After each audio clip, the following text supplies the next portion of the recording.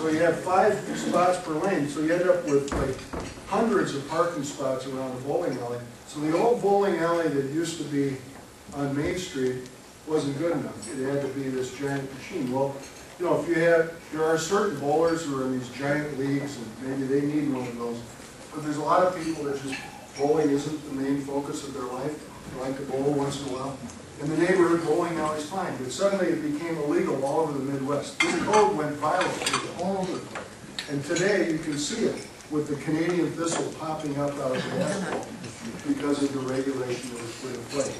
It was a question of over-specialization, something that sounds good, like having regulations that require wide roads and grade separations. Yeah, they'll make the traffic go faster, but they don't look at the big picture. They don't see the effect that it would have on a community. And the same thing with a parking regulation like the bowling alley. Or school regulations. North Carolina has a rule that it's not rigidly enforced. They understand that, fortunately, they're starting to understand that it's counterproductive in many cases. But it's 30 acres for a high school minimum, 20 acres for a middle school, 10 acres for an elementary school. In Arkansas, it's 35 acres for a high school, because when Bill Clinton was governor, he wanted Arkansas to be ahead of the rest of the country. Even bigger lots of high school. That way the kids would learn better. But anyway, in the LEED program for green building, we worked with green building and the Natural Resource Defense Council and came up with a different standard with maximums, saying that the maximum could be 5 acres. You can have it as small as a tenth of an acre. That's fine with us. And 10 acres for a middle school, no bigger than 15 acres for a high school. And there's still enough room for a football field if you have 15 acres. So, you know, that's another interference in the urban, you know, you wonder about kids that are obese, people worry about kids walking. Well, if you have standards that force the schools to be out on the outskirts of the town, you're going to end up with people not walking to school.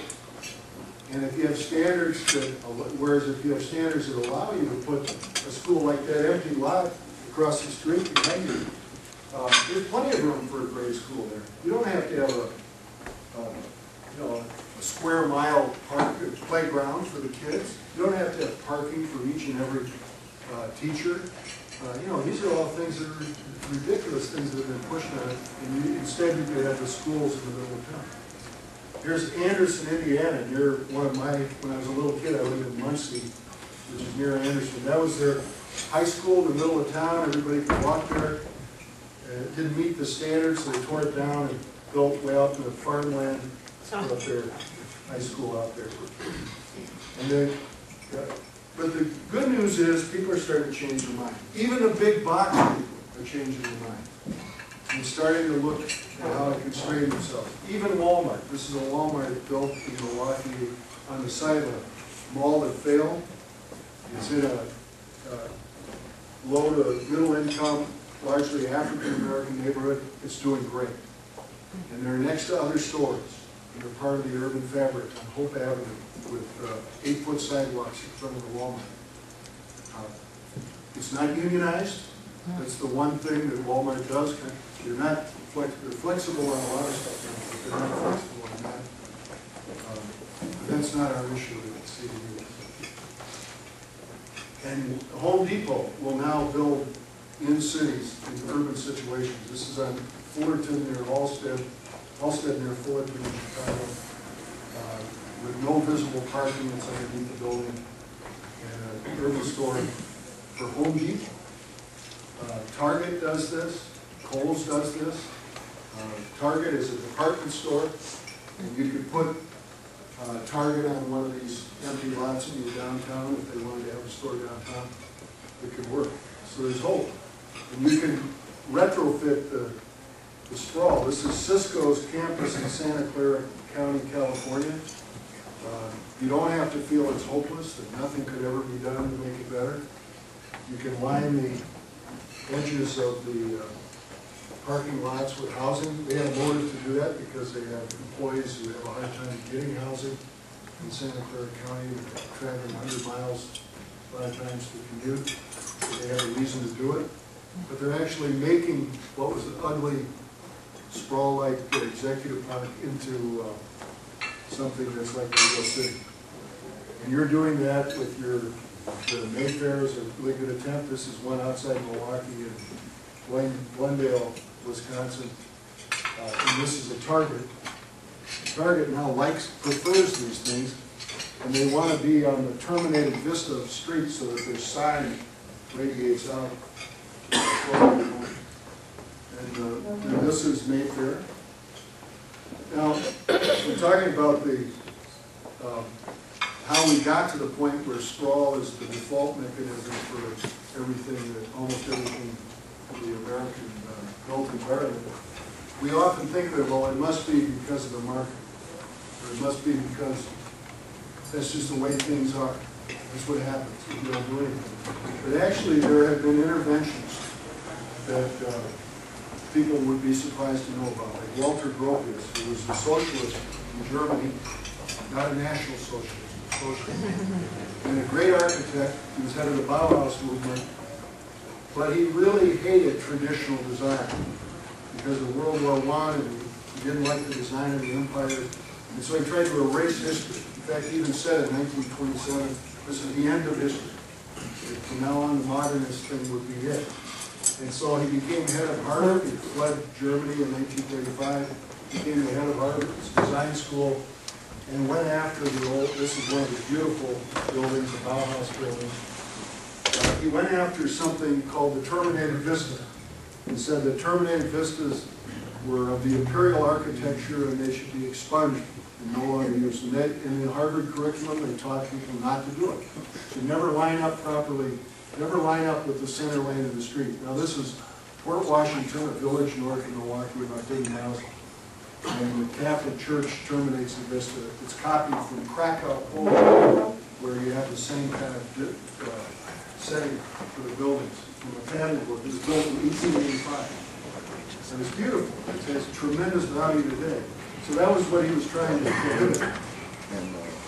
And if you look at the United States, in the last, he was so effective at prohibiting it that there's only 2 places in America where there's been a terminated vista built. One is in Orlando, and the other is in Anaheim. And that's because Disney understood that a terminated vista was something that really added value, that made people feel good. And so he did it.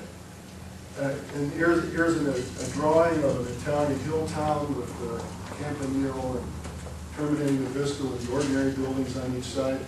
The Chicago Board of Trade on LaSalle Street, which makes all the real estate on LaSalle Street more valuable. It's a wonderful thing. That was built in the 1920s. Nothing like that, except at Disney, Disneyland, after the war until recent. Here's in 17th century Holland, in Amsterdam, the terminated vista. So if they could do that back then, 400 years ago, why can't we do it today? And the answer is we are. Here's Target. It's terminating the vista. That's the old Washingtonian Mall, and all the malls are dead or dying real estate. An enclosed mall is a form that doesn't seem to have lasting value. So this was scraped and then put with blocks and streets like we have with Mayfair. And there's Target. Around the corner, Kohl's. And they're lined up almost with the center lane, not quite. The H should be lined up a little better. Or here's at Mayfair. Here's your theater with the buildings on each side, trying to recreate the urban form. And that's not coming from the architecture schools or the design sophisticates. It's not coming from Frank Gehry. It's not coming from any of those people. This is the developers. The craven, selfish developers are restoring this beautiful form. And so, this is one of the things we need to do is re-embrace these forms of urbanism. Another of the great modernists was Corbusier. And we talked about him before. And he created the grade separated street, the city of tomorrow. This is the Reagan, near the Reagan Airport, Chicago, Crystal City. There's his vertical expression, the towers with all grade separated streets. This was supposed to be in Paris, but they rebelled against it on the right bank of the Seine. And in 1927, at the same meeting of the modernists, where Gropius talked about the end of history, he issued the edict about killing the street. That the street was cluttering up the cities, that the street needed to be killed, and you needed to separate the pedestrians from the driving space. And then, so he was a socialist too. Now this guy's Oscar Niemeyer. He's a communist. He's still living. He's 104 years old. He designed Brasilia. In Brasilia, all the streets are grade separated. That's the world of the pedestrian in Brasilia. The Koch brothers would love it because you have to drive everywhere. So they have the maximum energy burn at all times. So, you know, this is so when you think about streets and freeways and all that stuff, just realize that two socialists and a communist, that pretty much makes it a communist plot. So, think about it. And the effect that it had on American cities. This is Detroit in the spring of 1946. We had 300 miles of streetcar. This is Woodward Avenue, packed with pedestrians. 3 department stores, Kearns, Crowley's, and Hudson's. Hudson's, the second biggest department store in America, second only to Macy's. And then they said, well, look, we have congestion. We need to do something about it. Congestion's our #1 problem. Let's get rid of it. And so they did. They widened the streets. They built the Fisher Freeway and all the other freeways. The retail sheds went way out in the countryside. The department stores closed. They tore down Hudson's. And it worked. The FHWA and the Michigan DOT succeeded in Detroit more than any place on earth. Because Detroit does not have a big problem with congestion. You can travel pretty fast. Now, during World War II, Detroit was the most productive city in the world in terms of producing war material. We provided a lot of the tanks and weapons for the Soviet army, and they defeated Berlin. They defeated the Nazis, and this is Berlin in May of 1945. The Germans lost World War II, and the Americans won World War II. And our most productive city is Detroit. And this was their biggest city, Berlin, at the end of the war. And this is the way Berlin looks today. This is Potsdamer Platz, which was the biggest intersection in Berlin. It was where the wall went, and there was nothing there in 1989. Now it's all built out. It's like Times Square. Europe's biggest train station is there underneath the street. This is Warsaw in 1945. This is Old Town in Warsaw. Warsaw is all built back. Every building in Warsaw except the Bristol Hotel was torn down because the German general staff was there.